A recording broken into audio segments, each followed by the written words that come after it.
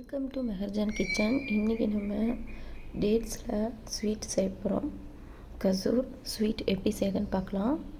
Dates 1 cup எடுத்திருக்கேன், பாதாம் 1 cup, பிஸ்தா 1 cup, முந்திரி 1 கப், எல்லாமே சம ரேஞ்சில் நான் எடுத்திருக்கேன்.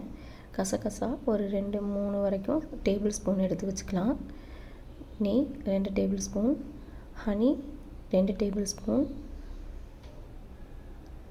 முந்திரியை கட் பண்ணிட்டேன், பிஸ்தாவையும் நம்ம தோல் உரித்து 2 கட் பண்ணிட்டோம், பாதாமையும் 2-3 கட் பண்ணிக்கலாம், பேரிச்சம்பழத்தையும் நம்ம கட் பண்ணியாச்சு. கட் பண்ண பேரிச்சம்பழத்தை ஒரு மிக்ஸி ஜாரில் போட்டுக்கலாம். இந்த மாதிரி தண்ணி ஊற்றாமல் அரைச்சி எடுத்துக்கலாம். அரைச்ச பேரிச்சம்பழத்தை இப்போ நம்ம ஒரு பேனில் 1 டேபிள் ஸ்பூன் நெய் ஆட் பண்ணி, நெய் நல்லா சூடானோடனே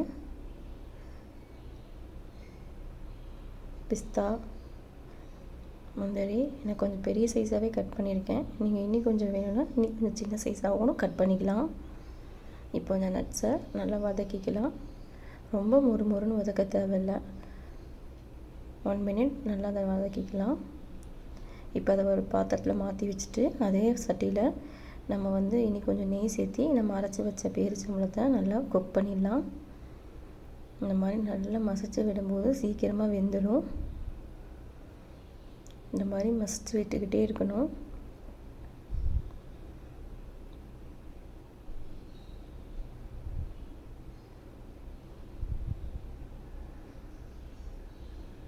நம்ம நான்ஸ்டிக்கில் செய்யும்போது ஒட்டாமல் நம்ம சீக்கிரமாக செஞ்சிடலாம். அது பாருங்கள், நல்லா மசிச்சு நல்லா வெந்துருச்சு பேரிச்சம்பழம்.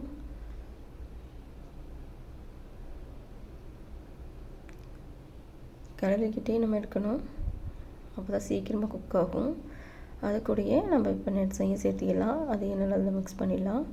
பேரிச்சம்பழம் அந்த கெட்டியாக இருக்கும், அதுவும் இல்லாமல் நல்லா கிளறி விட்டுட்டு இப்போது ஸ்வீட்டுக்கு நான் 1 டேபிள் ஸ்பூன் தேன் ஆட் பண்ணியிருக்கேன்.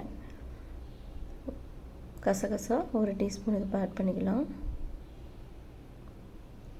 தேன் நம்ம ஸ்வீட்டுக்கு தான் ஆட் பண்ணியிருக்கேன்.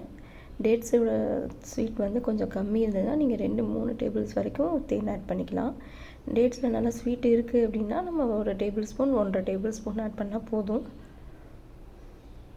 அவ்வளோதான். இப்போ நட்ஸ் எல்லாம் பேரிச்சம்பழத்துக்குள்ளே படுற மாதிரி நல்லா பிசைஞ்சு விட்டுக்கலாம். கை வச்சு கூட பிசைஞ்சுக்கலாம். நம்ம நல்லா அமுத்தி பிசைஞ்சு இப்போ ஒரு சில்வர் ஷீட்டில் கசகசா தூவி விட்டுடலாம்.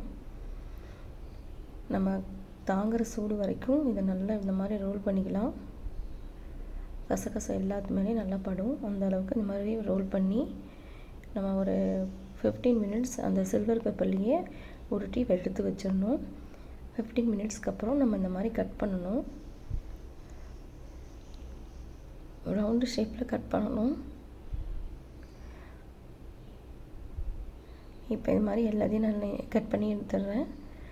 பாருங்கள், கட் பண்ணிட்டேன். ஈஸியாக கட் பண்ணியாச்சு. நீங்களும் ஹெல்த்தியான கசூர் ரெசிப்பியை மறக்காமல் செஞ்சு பாருங்கள். நம்ம இதை ஸ்டோர் பண்ணி கூட 1 வீக் வரைக்கும் நம்ம சாப்பிட்லாம். ஸ்வீட்டை நம்ம கடையில் வாங்கணுன்னே இல்லை. ரொம்ப ரொம்ப ஹெல்த்தியான ஈஸியான ஸ்வீட் இது. கண்டிப்பாக நீங்களும் ட்ரை பண்ணுங்கள்.